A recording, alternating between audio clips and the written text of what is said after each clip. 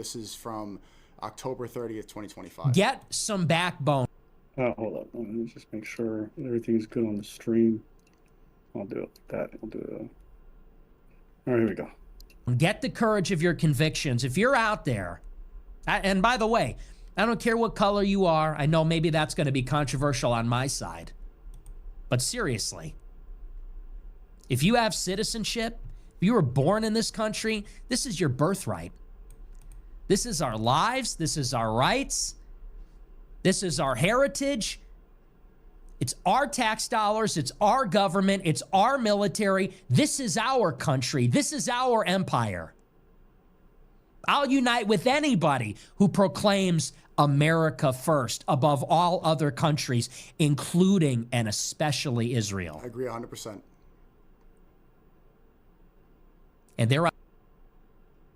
Yeah. Let me just actually get out of being full screen, because I think that's probably on the other side of this one, and they're wrong. They need to be put back in their place.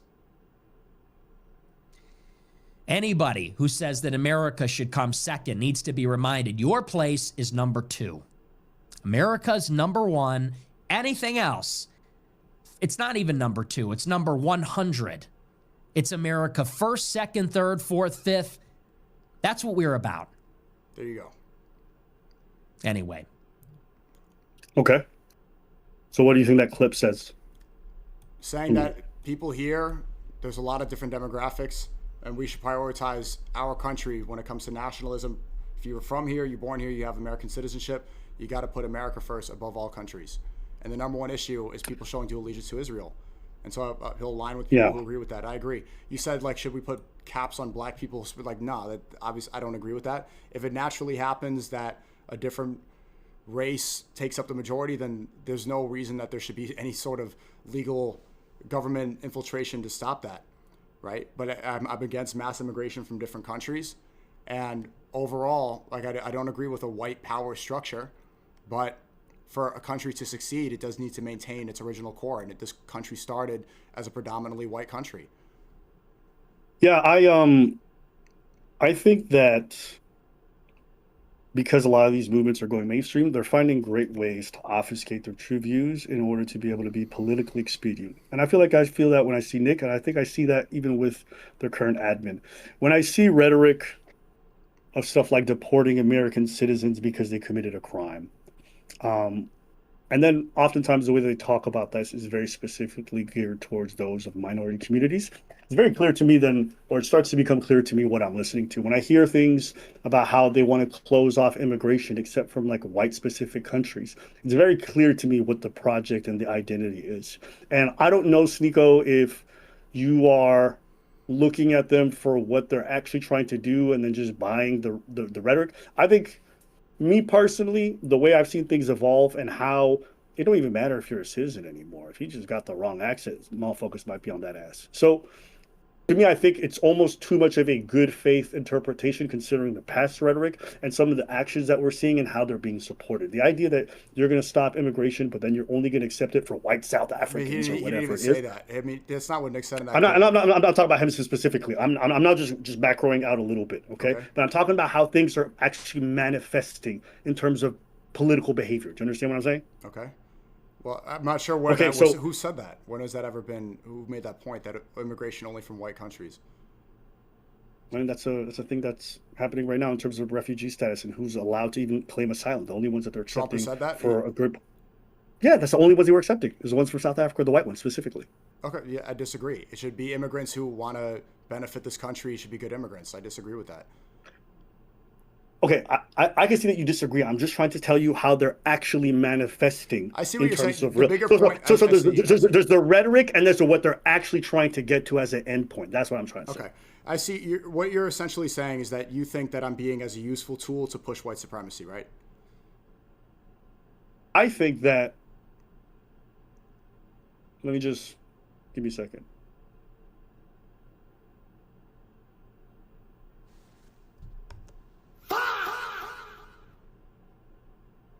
I think partially that statement, I think even larger than that.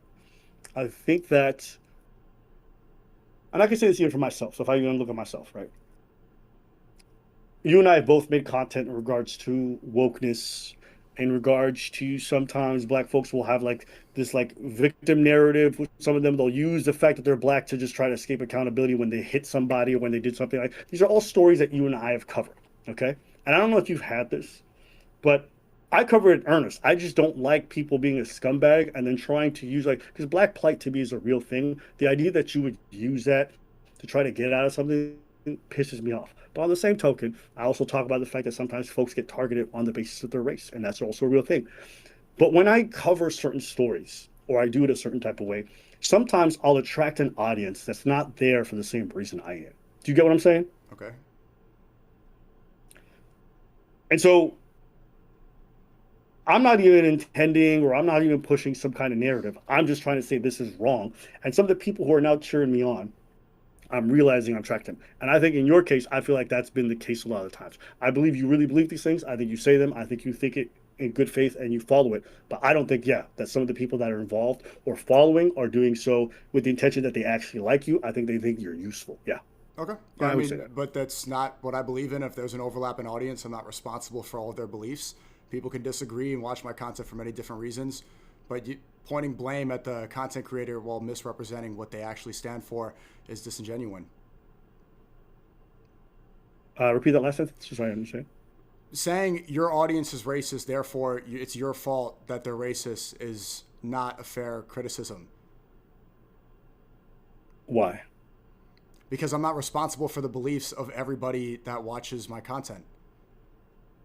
Right, but you do have control over how you curate things and the kind of people you attract, no? Right. And overall, the most important issue, the most pressing issue that we need to immediately address in this country, I mean, you're Canadian, you're not even American, is how much Israel is purging our country. So his political movement is by and large the one that's threatening that power structure the most. So if we can align with that, if we can ally on that, I see that as the best use of my whatever political influence I have. So you think it's more important to align yourself with potentially anybody and then fight against this issue? That's what you're saying? That's the most. I don't want to misrepresent. The most important issue in America right now is getting rid of AIPAC, that's not listed as a foreign agent, and the Israeli influence that's all over America. Epstein files have determined just how much it goes. And so this is the most important issue. Although I have disagreements, and I disagree with Nick on many things, like Venezuela, we publicly talk about our disagreements. A lot of his supporters disagree with me about the Haitian cat situation. What's most important is that power structure and challenging that. So, yeah, it's fine. If some people are going to watch my stream and disagree, it is what it is. Yeah, I would disagree that that's the most important thing, and I would disagree that how you do it doesn't, like, if I align with myself with some people whose political worldview being actualized would harm my people, I just wouldn't do it. Because while I may be defeating a problem there, I may be kicking a huger problem for me and my family or my people down the road.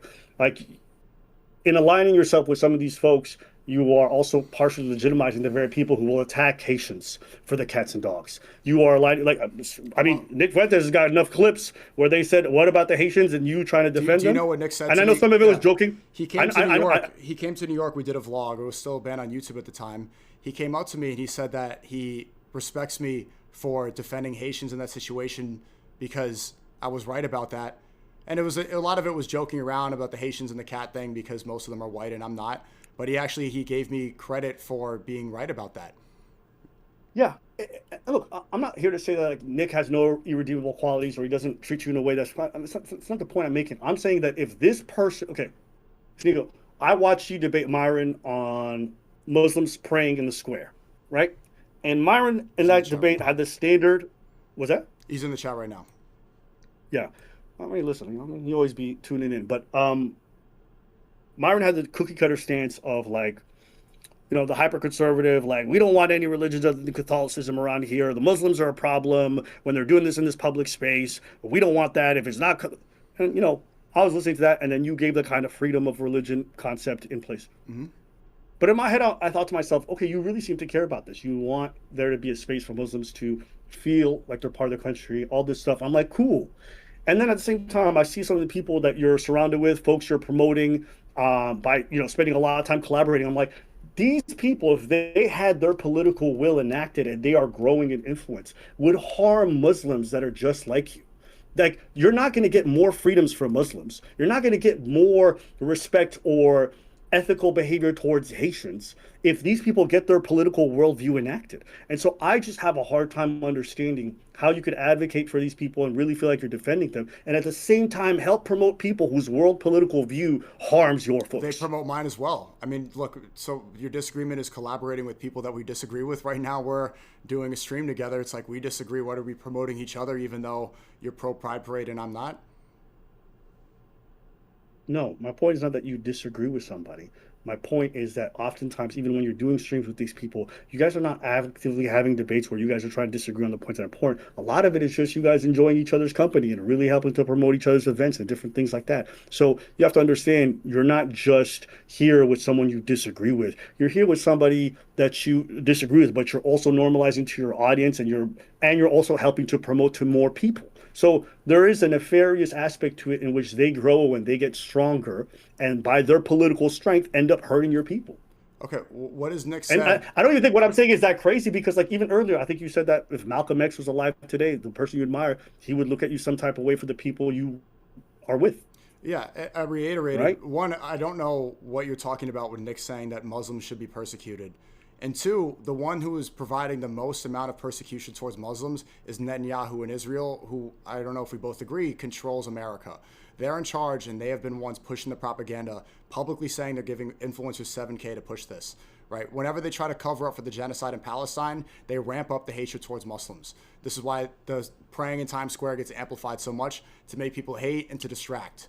It's a distraction technique. So if these people have done the most to make life for Muslims difficult, then if I align with Christians who also agree that this power structure needs to be removed, that is the best use of my voice.